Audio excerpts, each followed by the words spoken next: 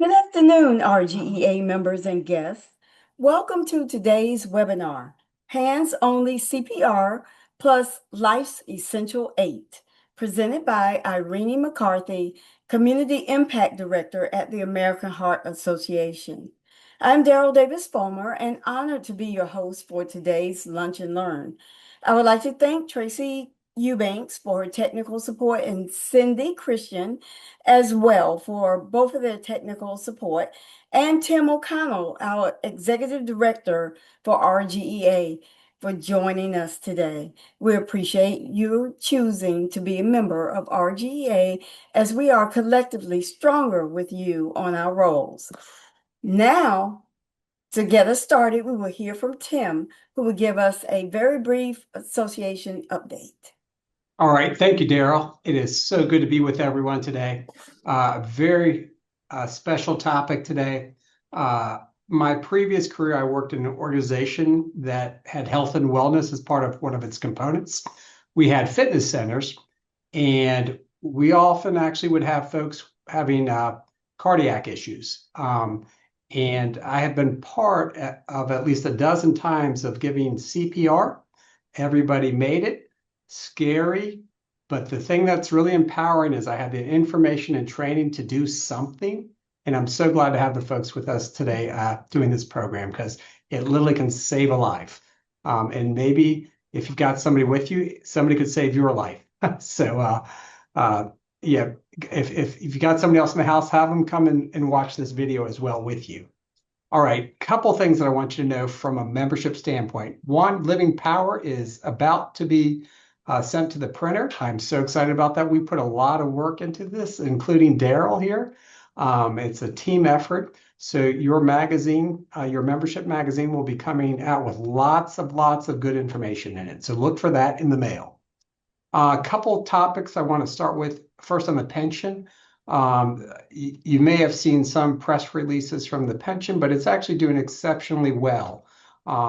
It had a bumpy first quarter like everybody did, but it is still on track with double-digit returns. The treasurer shared that recently in a video he put out. So that is good for everyone. It's good for us as retirees. It's good for folks that are, actives, that are, want a strong pension. And it's great for taxpayers because the harder that thing works and hits those investment targets, the less money that it takes to support that pension. So great benefit. It's doing well, and that's both for local government and teasers. One thing I want to share with you, typically Jackson Kozort would be giving this update. I want you to know he's in the trenches right at this moment. He is at the Senate Pension Committee, making sure that your voice is heard and that your benefits are protected. So we are getting close after almost 2 years of getting a budget put together with the legislature. There has been the disagreement between the House and Senate on putting that budget together, but there is agreement and they are working towards actually finalizing a budget. They have said tentatively by June 15th. We think it may take a little bit longer than that, but they are closing in on doing an actual budget, as North Carolina is the only state in the nation that did not put a budget together for the biennium last year. So we do not want that distinction, and we're glad to see the legislature is working towards creating that budget. As part of that budget, you may have heard there is a 2.5% bonus for state retirees in that. The legislature can only give bonuses and COLAs to state retirees because they do not oversee the local government retirement system. That is a separate pension. So for local government retirees, know that time frame decisions are made in January of each year at the trustees meeting. And as I shared, things are going well for the pensions. And we hope that will continue, but things are looking very positive for both teasers and elgers in the coming year. So that's a quick update of everything we've got going between the association and the legislature. And we are really looking forward to this program. So Daryl, I'm going to give it back to you and thank you again. All right. Thank you, Tim. It's always good to have you with us. And thanks for that brief yet informative update.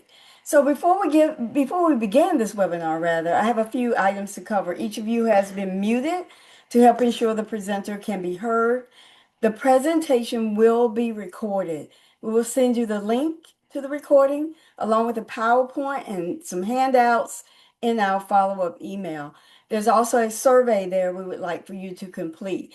For those of you who sent questions prior to today, we did submit those questions to our presenter, Irini, and many are already incorporated into her presentation.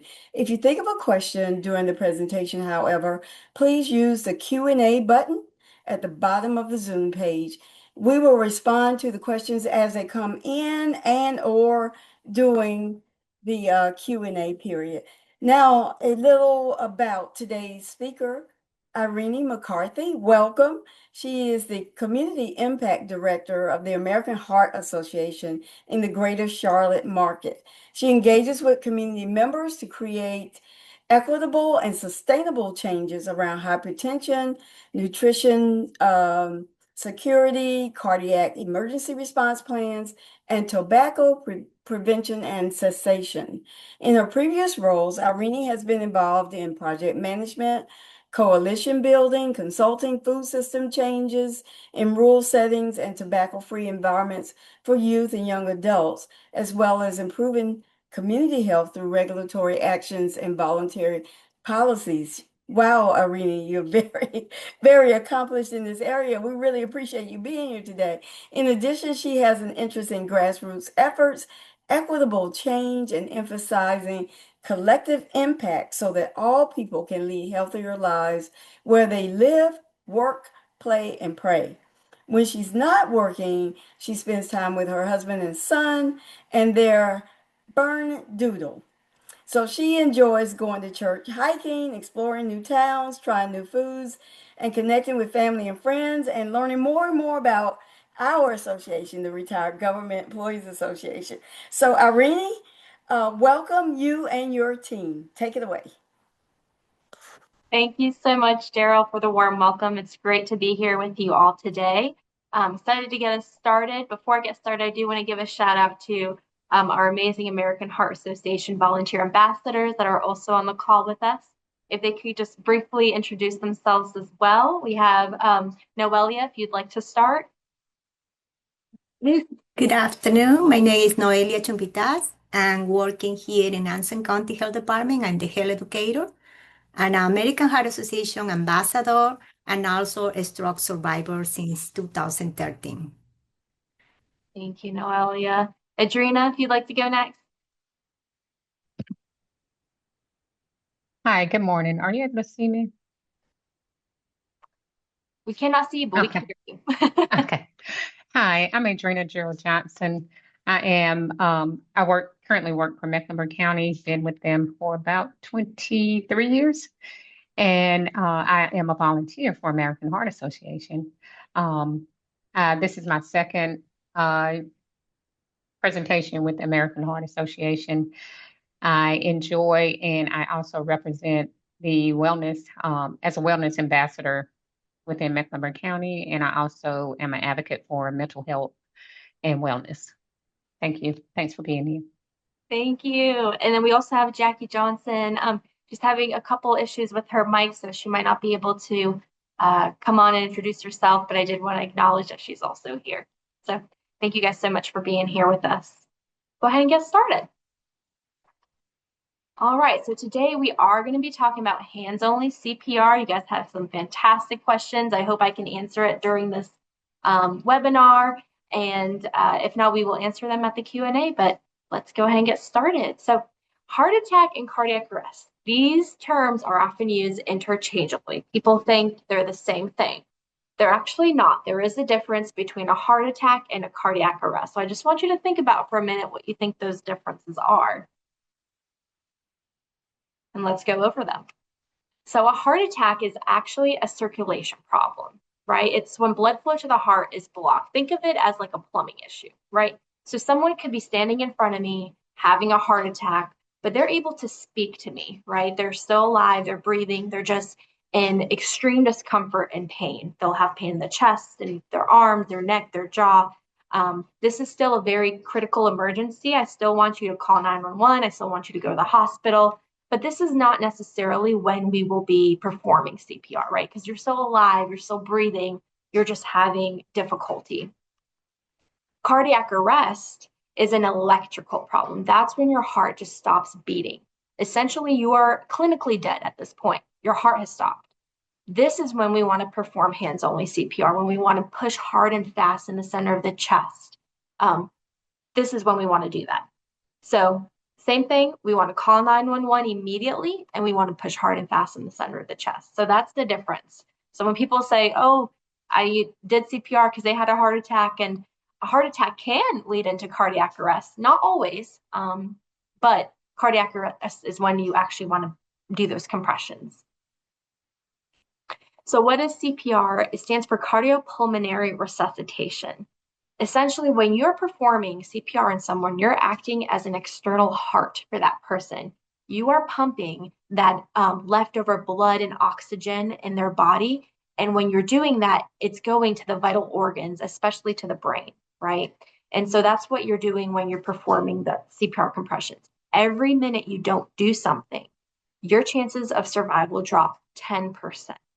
So it is very, very critical that as soon as you see someone in cardiac arrest, you call 911 and you push hard and fast in the center of the chest until help arrives. Again, every minute you don't do something, your chances drop 10%. So if EMS is about 7-8 minutes down the road and you haven't done a thing, that's a 70-80% chance that person may not survive, right? So it's important to really, really start fast. What exactly is hands-only CPR? It is CPR without the mouth-to-mouth breath, and that's what we're going to be learning today. I want you to leave here with two things. If you leave with anything, these two things.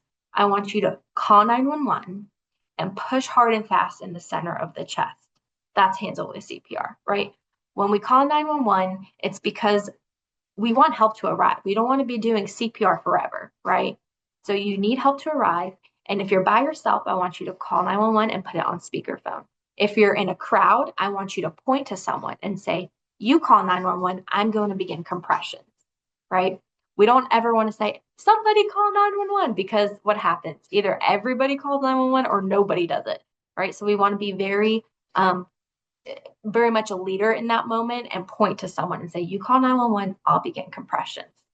Again, if you're by yourself, call 911 and put it on speakerphone. And then we're going to push hard and fast in the center of the chest. What does that look like? So I'm not there in person, unfortunately, so I can't show you, but I will be showing you a video.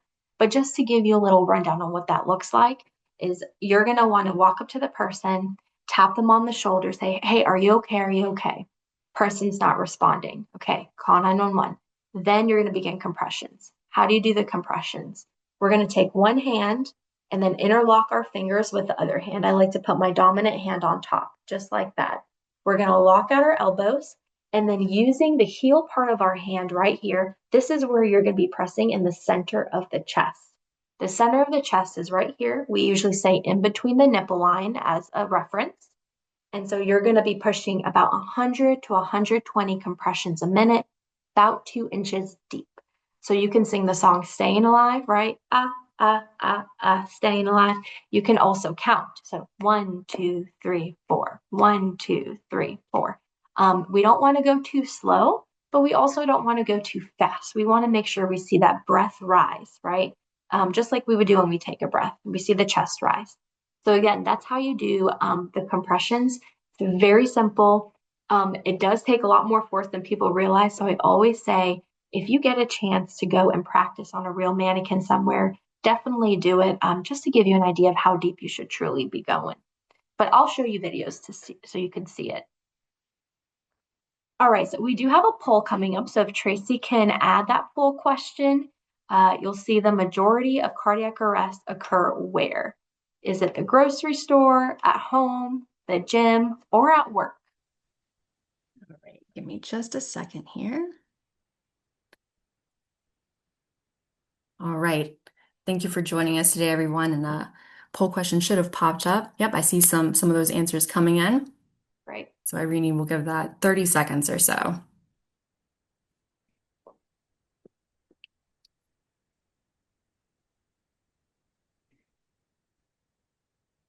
All right, thank you, everyone. Go ahead and close that down. All right, Irini, do you see those results? Looks like we have a majority answer there. Amazing. You guys are smart cookies. Yes, at home. The majority do happen at home. In fact, 70% of cardiac arrests occur at the home, which means you're likely to perform CPR on a loved one or a friend, right? And so it really does hit home. And it's not only just this transfer of skill, it's really this peace of mind that you feel confident and ready to be there in the case of an emergency. Why is this important to know? For adults and teens, hands-only CPR can still double and triple the chances of survival, right? So when you think about COVID and germs, and people are afraid to put their mouth on other people, even before COVID, right? And that was a barrier. We didn't want people to not save a life because of that. And so there was a lot of research and science that eventually came out that said hands only will still double and triple your chances of survival. You don't necessarily need to have to do this breath to breath for adults and teens. Now, for infant and child CPR, that is a little different. You are going to need the breath to breath. Also, in cases of choking, opioid overdose, drownings, that stuff does require that excess oxygen. Usually with adults and teens, when they have cardiac arrest, it's usually from a heart-related issue versus an infant and child. When they go into cardiac arrest, it could be from choking, drowning, things where that oxygen is already so depleted in their body that they need those extra breaths to help. And so that's why it's important to really do the breath to breath for infant and child CPR and in those certain cases. But that would require a full certification class. We're not doing that today. We're not learning about that today. I encourage you guys to take a full class if you want to learn how to do that. But just be assured that for adults and teens, just using your hands can still double and triple the chances of survival. So please be aware of that. And each year, more than 350,000 cardiac arrests do occur outside of the hospital. 90% of these are fatal. So let's get into what an automated external defibrillator is. This is also called an AED. You guys may have seen this in public places, near pools, near restaurants, sporting events. They should have AEDs.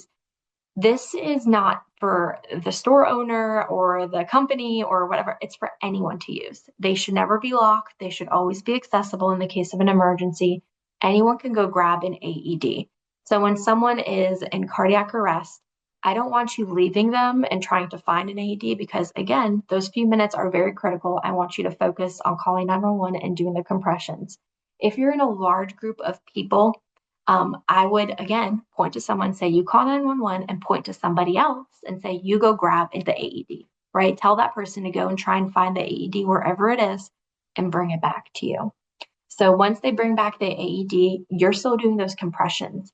That person is going to turn on the AED, and the AED is going to literally walk through exactly what they need to do.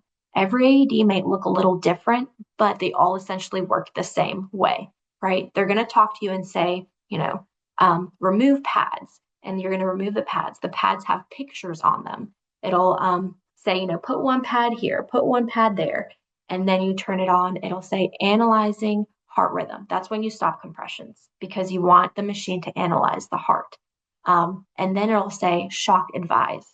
So it'll say clear, nobody touched the patient, click shock advised, shock, and then it'll shock the patient, right? And then it'll say continue compressions, and then you keep going, right? Until it says analyzing patient again. And then it's a whole thing. An AED won't always shock, right? There's different types of heart rhythms. And if you're in a certain heart rhythm, it may not deem it necessary to shock at that time. It'll just say continue compressions. That doesn't mean the AED is broken. It's not working. It's just, it doesn't need a shock at that time. But it is a life-saving device. It's easy to use. People are often a little intimidated by it. Don't be. Please have someone grab it and use it if you do have it available. Usually they have razors in the kits. You could shave the person's hair if you need to. Sometimes they'll have scissors if you need to cut clothing, if you're like super thick clothing. Of course, we want to put it on bare skin. And, there's little things that are involved with that, but it's usually very, very simple to use.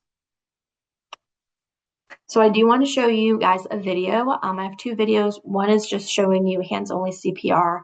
The second one is showing you hands-only CPR plus the AED use. So I'll go ahead and pull those up.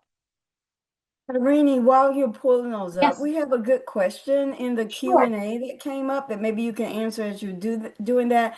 Is Sure. there any good data on what percentage of patients who receive CPR return eventually to their former baseline?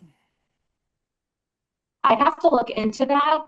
Again, it does depend on how quickly you begin those compressions, right? Because every minute you don't do something, your chances drop, and then that's less minutes of that blood and oxygen flowing to the brain, right, and to the heart and other types of organs. So that's why it's so critical to begin compressions very quickly early on if you can, versus way later down the line where they're depleted of oxygen for so long. Does that make sense? But to have specific data numbers, I'd have to look into that. That's a good question. Thank you. Yeah. Keep them coming. All right. So we'll go ahead and get this video. If you see a teen or adult suddenly collapse, it's important to act fast. Helping to save a life is easier than you might think. Just start Hands Only CPR. The first step is to send someone to call your local emergency response number or call it yourself. Then get directly over the victim. Put the heel of one hand in the center of the chest, then put your other hand on top of the first. Then push hard and fast in the center of the chest until help arrives. It's important to push, giving 100 to 120 compressions per minute, which is about the same tempo as this song. Let's hope you never have to use hands-only CPR. But if you see a teen or adult suddenly collapse, don't be afraid to try it. Remember, call your local emergency number, then push hard and fast in the center of the chest until help arrives. Your actions can help save a life. Okay. And then I'm going to do one more.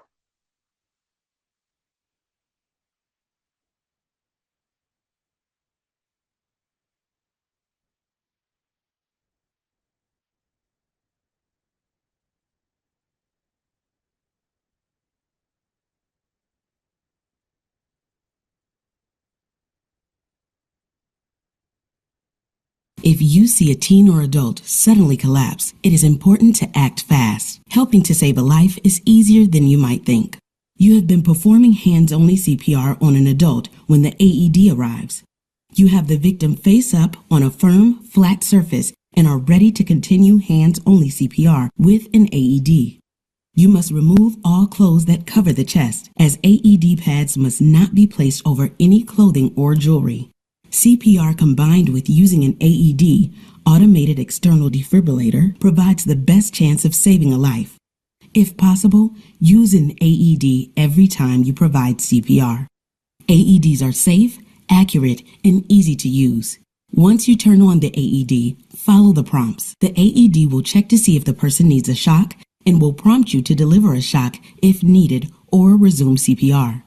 AEDs may have 2 sets of pads. Ensure you use adult pads on anyone who has shown signs of puberty and older.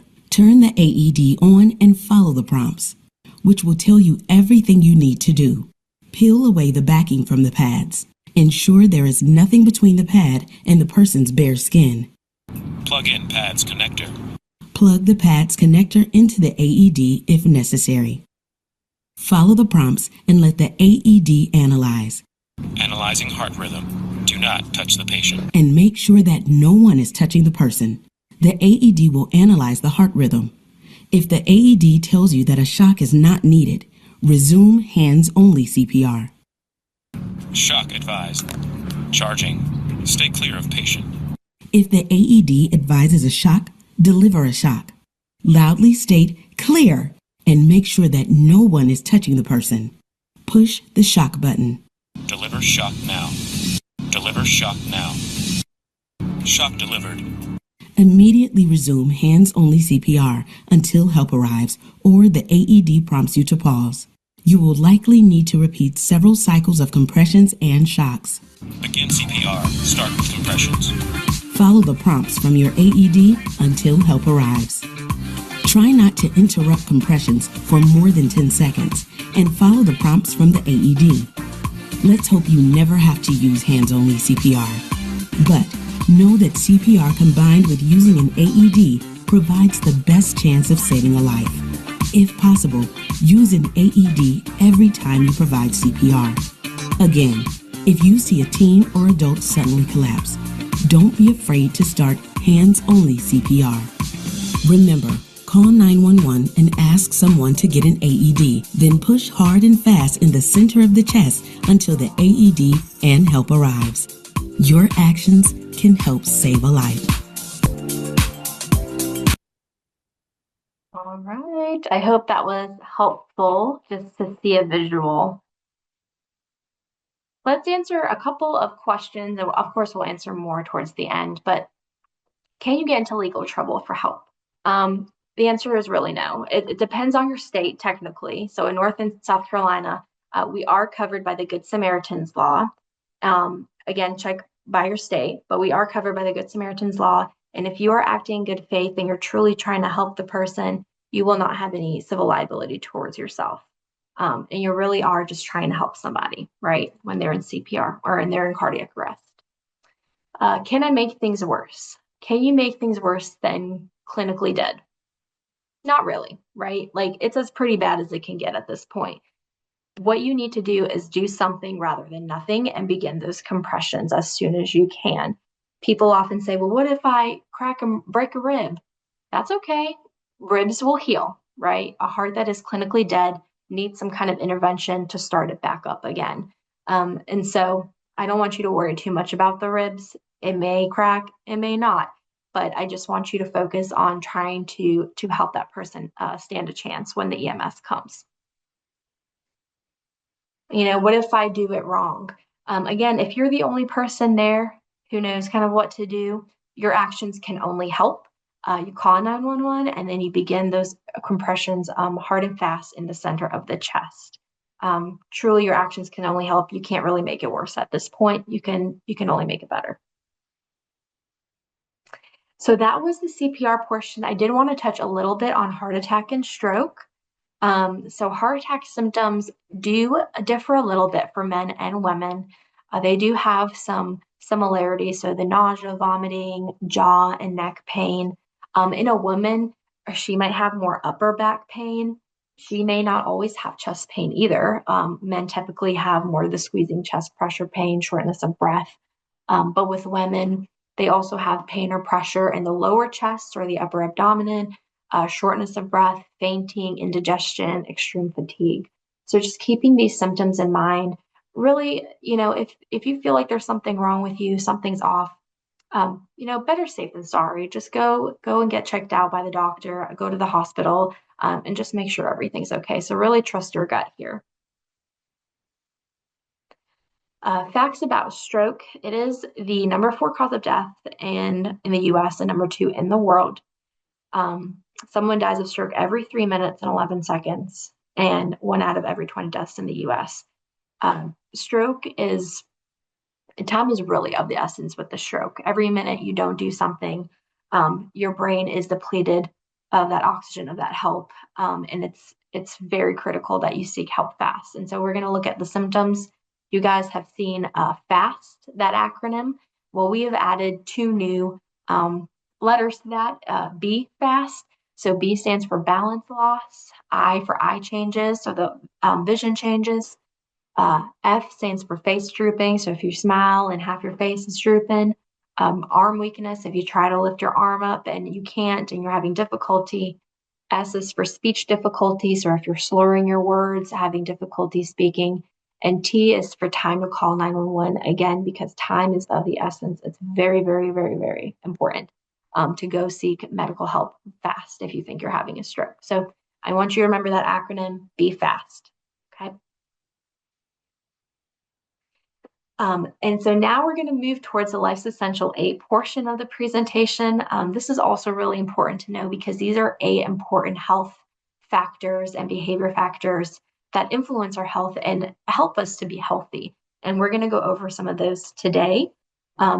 Please know I am not a doctor, I'm not a clinician. Please do not ask me any personal medical questions. I will not be answering those. I highly recommend and advise you to go to your healthcare provider for any specific medical questions. But we are going to go over a couple of those key health factors right now. One being blood pressure. Blood pressure is so important to make sure we know our numbers. Why? Because it's the silent killer, right? Often there are no symptoms with high blood pressure until it's too late. And when it's too late, high blood pressure can lead to stroke, heart attack, kidney disease issues, all these kind of list of issues. And so, again, silent killer, there's no symptoms. So it's very important that you regularly check your blood pressure, especially if you have some cardiac issues as well.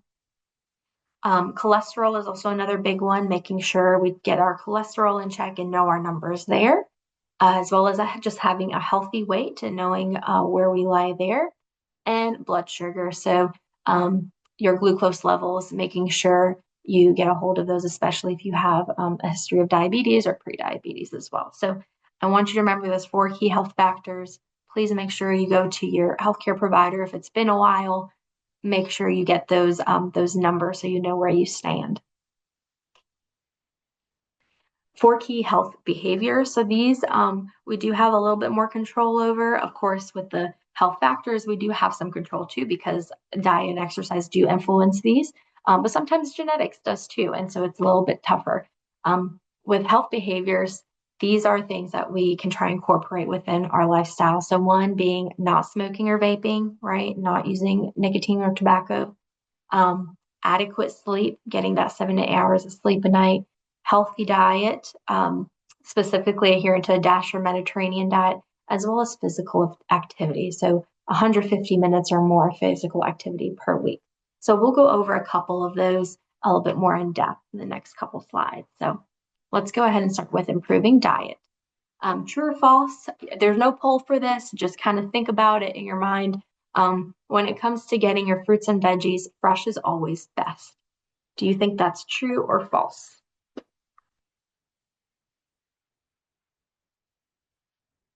Okay, if you said false, you'd be correct. So a healthy diet can include fresh, but it can also include frozen, canned, or dried produce. When you think about it, fresh produce isn't always accessible to everybody, right? They may not have a grocery store close by or a farmer's market, or it might just be really expensive these days. We know that can be affordability can be an issue. So while you should focus on fresh, you can also find healthy ways with frozen and canned or dried produce. With those frozen veggie and fruit bags, for example, if you go into the freezer section of grocery stores, look at those ingredients. Oftentimes, it'll just be the vegetables, right? There's no added sugar or preservatives or anything like that. And they're usually flash frozen at their ripest stage, so they do have really good nutritional value. So they can be steamables or whatever. So that is a great option. Canned and dried produce is also a really good option. I just want you to make sure, again, that you're looking at the ingredients, looking to see how much sodium is in each can, how much sugar might be in each can. And so if you look at those numbers, that's really important. Oftentimes you can find some really good low sodium options as well. So benefits of improving your diet. We know a heart healthy diet can lower your risk of heart disease and stroke. Fruits, veggies, grains, omega-3 fatty acids, lean meats, those can all help keep depression at bay, which is great for your mood and just your overall well-being. And you'll see fruits and veggies are linked to higher levels of happiness. And who doesn't want to be happy these days, right? So what can you do to improve your diet? We want to be able to add more fruit to our diet. It's also really good fiber in fruit, as well as those plant-based proteins. You'll see those different beans and legumes and those vegetables. So looking at the screen, you'll see so many different colors. So really just focusing on adding the colors of the rainbow to your plate whenever you can, because that's just really good nutrients from different food groups. What can we get a little bit less of? Those added sugars, of course, getting less of those red and processed meats, as well as those highly processed foods like chips and crackers, donuts, cakes, things like that. So just trying to get less of that in our diet and more of the healthier, nutrient-dense foods. Moving to activity. So true or false, to get enough activity in your day, you need to work out. Is that true or false?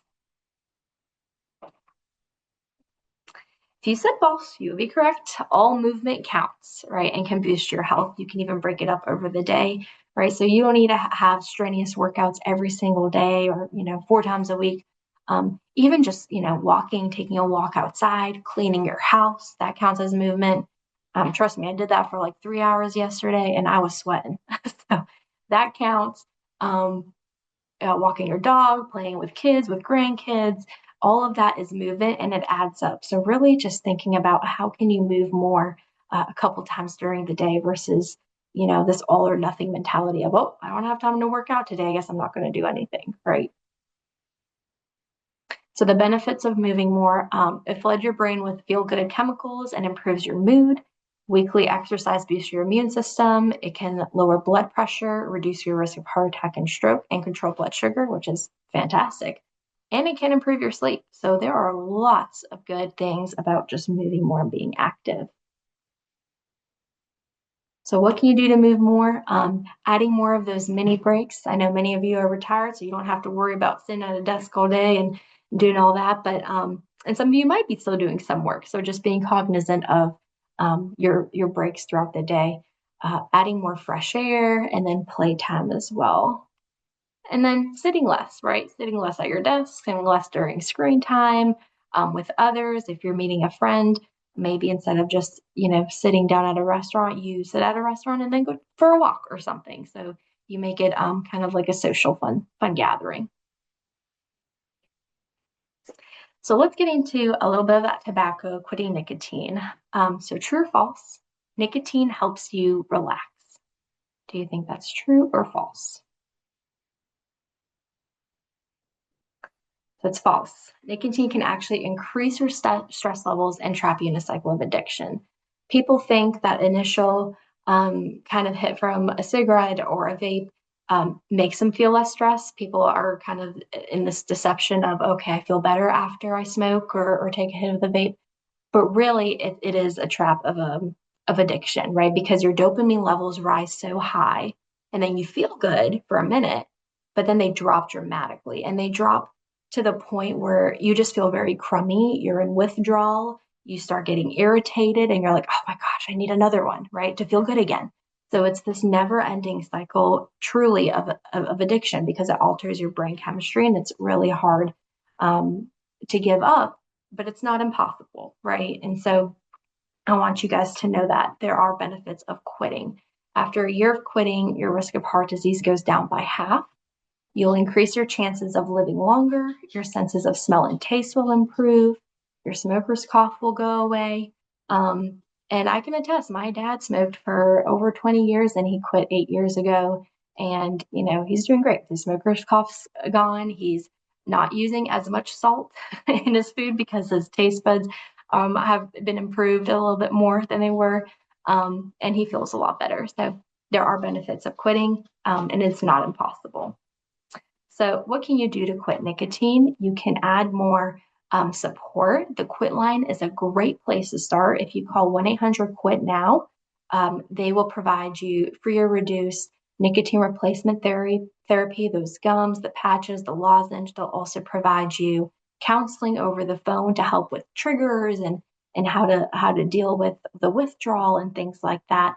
And they do have different lines. So they have a line for like pregnant women, for veterans, for the LGBTQ community, for just so many different ones. The Black African American community, when you think about all the targeting that has happened with menthol, that stems long. I mean, we can talk long and hard about tobacco industry targeting so many populations, but they do have support for all people there, which is great. You can add more activity as well. So, instead of, using a cigarette, actually exercising, running, walking. So actually getting that natural dopamine hit that's healthy from working out. And then those small goals with rewards. So kind of just rewarding yourself of, if you smoke in the car, maybe not having a pack of cigarettes in the car, but replacing it with like a straw or some gum or something when you have those cravings that hit, and then just going through the withdrawal for a minute. Those cravings don't last long, just going through, and then rewarding yourself. Maybe go get yourself, a coffee or something, saying, okay, like I made it through one craving, like that's great. And then every step is progress, right? So practice makes progress, not perfection. I want to remember that. What you can do to get less of those emotional triggers, right? Social triggers, like if you go out with friends and you tend to smoke when you drink, maybe doing some other kind of outing instead of drinking, right? To not associate that together, as well as situational triggers as well. So keeping all of that in mind. Improving sleep. So this is a really big important one. Getting enough sleep can lower your risk of chronic diseases, type 2 diabetes. It can strengthen your immune system, improve your mood, increase energy, and make you more creative. What can you do to get enough sleep? You can add more daylight. I see a difference when I'm outside for an hour or two a day, and then I sleep a lot better at night. So I truly think that extra vitamin D from the sun truly does help. Movement, same thing. When I work out and get there and add some movement in my day, I do fall asleep easier at night, as well as consistency. So just making sure you're consistently waking up around the same time versus, a 5 a.m. one day and 9 a.m. the other day. It's just better for your circadian rhythm to wake up at a consistent time. What can you get less of? Nighttime activity, like staying up super late, heavy meals, alcohol, nicotine, and caffeine, especially right before bed, and then evening screen time. So just cutting back a little bit, a couple hours before you go to sleep using screens, and that'll kind of help wind you down. And it really just starts a positive chain reaction. When you tackle one, it does influence the other category of life's essential 8, right? So better sleep can lead to healthier food choices. Healthier food leads to more energy. More energy lowers stress and makes quitting nicotine easier. So it does start this positive chain reaction. And if you want to learn more about Life's Essential 8, we do have a quiz online. You can find your focus areas. You will be getting this PDF version, so you'll be able to click through the links. Life's Essential 8 infographics, which are fantastic about each category, and as well as just talking to your provider. So if you haven't done that in a while, I encourage you to talk to your provider, know your numbers, and get support. And I do just want to reiterate that good cardiovascular health can have barriers, right? So much of our work is making sure things are equitable for our community. It's not as simple as eat healthy, move more, right? For some people, it truly is an affordability issue, an access issue. They may not have health insurance. They may not have a car to get to the store, right? They may not have sidewalks in their neighborhood or feel safe walking outside where they live. So I think we need to make sure that we're aware of those different barriers and social drivers of health that really do influence people's decisions on being healthy. So it's the historical, environmental, systemic problems can truly limit someone's ability. And so I just want us to be cognizant of that and aware of that. But just know it's not impossible. That's something that our team is actively working on every day with the work that we do in policy systems and environmental changes, is looking at the system, looking at how we're set up and what we could do to make our community safer and healthier at that system level versus just that behavior level. It's really important. And that's all I have for you today. I hope this was helpful. I'm happy to answer any questions that you guys may have. Irini, this was great information, and I think we'll get a lot of views online because we need to know this information in order to really live that healthy life. So thank you for bringing all of this together for us today. And I learned, I never knew how the AED worked. And so it was good. It was always a mystery. So I learned something new today. So thank you so much, very much, for this very enlightening webinar. And we're glad because June is a busy month. I know it is CPR and Yeah, AED month. last week it was. Yes. Mhm. All right. And so it's certainly good that you all were able to join us to share this vital and very important information for saving lives. And we truly appreciate you joining us today. So there was a question or two. I don't see it in the Q&A. I think we answered everything there, but came up on the pre-question. And one was, is it recommended for the person performing CPR to wear gloves or mask? Okay, so not really. I mean, we've never taught you have to wear gloves. In an AED kit, gloves will be included, a mask will be included. Again, to do hands only, you don't need to do the breath to breath, so you will not technically need the mask to put on the other person to perform. So I would just focus on the compressions. If you are certified and you feel comfortable putting your mouth on another person, some kits do have actual like little mouthpiece that you can put on the person. That way you're not directly touching the person's mouth. Some Yeah. ADs will include that. Um, but no, I mean, I think you're okay unless there's like bodily fluid or something Mm-hmm. that you feel uncomfortable with. And that's another thing is just assessing the scene. That's the first thing I kind of failed to mention is when you see someone in cardiac arrest, you do want to assess the scene and make sure you feel safe and comfortable approaching, right? And so we don't want to put your life at risk. Like if you're in a burning building, it's kind of like, oh, do I go in there? Probably not. And so you do want to assess the scene and just make sure it's safe before you approach. Again, if there's bodily fluids, you don't feel comfortable touching them. If there are gloves available, go for it. But if it's just like a normal person on the street or wherever in cardiac arrest, you can just wash your hands after. I'm sure. Yeah. Right. And just start. Yes, yes. So someone asked here because they live in a senior living community, Mhm. are there special considerations for elderly providers or elderly recipients of CPR AED? Do we mean more like DNRs? Is that kind of what Yeah, we're getting yeah, into? right. Yeah. Okay. They specifically mentioned DNRs. I imagine that it's the normal routine if you see someone in cardiac arrest to go ahead and get started, whether Right. they're older or young, except for on the little ones that you mentioned that you Yeah. need to do mouth to mouth. So, So yeah.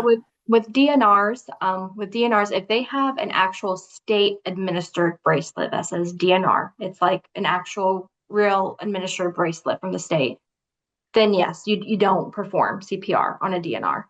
Now, if it's just like something that someone created on their own, it's not really like a state given DNR, like not approved. I mean, it's not, I would still provide CPR on that person. And um, yeah, you just want to make sure they're actually like a state approved. Like, no, they are DNR kids. It's very clear on their wrist. They have a bracelet. Do not perform CPR on that person.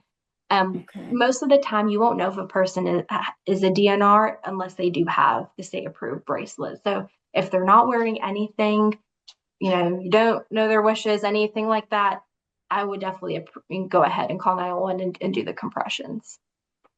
Right. I remember my mom, we had to keep the DNR close to her. She didn't have a bracelet though.